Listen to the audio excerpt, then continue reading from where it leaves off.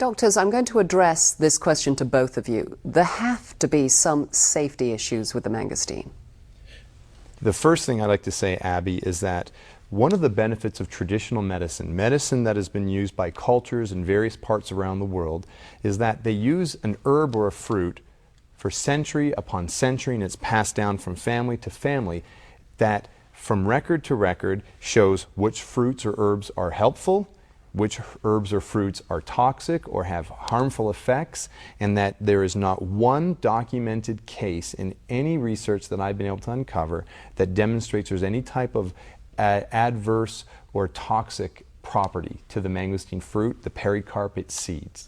I slipped on one on a sidewalk when I was in New Zealand, and that's about the closest I've come to seeing damage. Now, people can have allergic reactions to this fruit just like they can to any other kind of fruit, but in the reported reactions, they've been restricted to cutaneous manifestations, nothing that is life-threatening.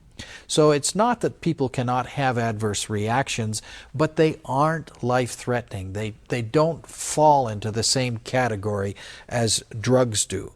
And, you know, you just have to wonder, why would you ever use a drug which has the potential for disaster when a mangosteen or a fruit or some other edible element that is in nature could possibly give you the same kind of an effect? That's the question I ask over and over. Right. And my dad used to tell me when I was a little kid growing up to trust in God but tie up your camels. And so if you really want to make sure that things are safe, what we did is direct two studies that were toxicity studies done with laboratory rats, megadosing the mangosteen fruit in different concentrations to a group of rats over a month.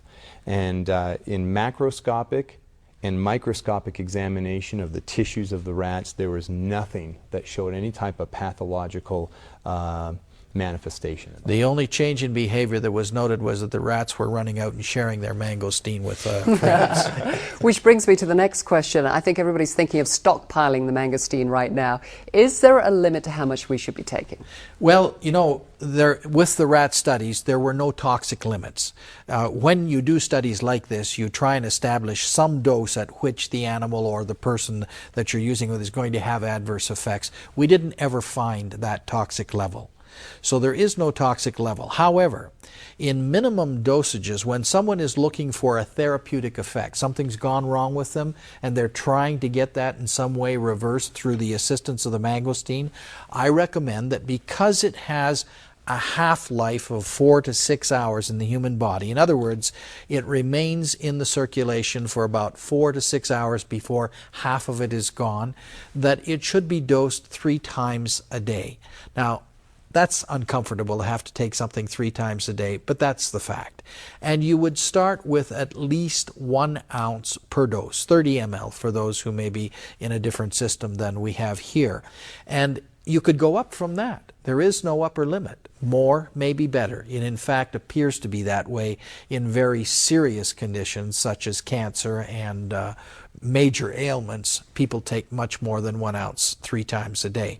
However, when you're looking for the benefits of prevention, a single ounce a day seems to be all that you need.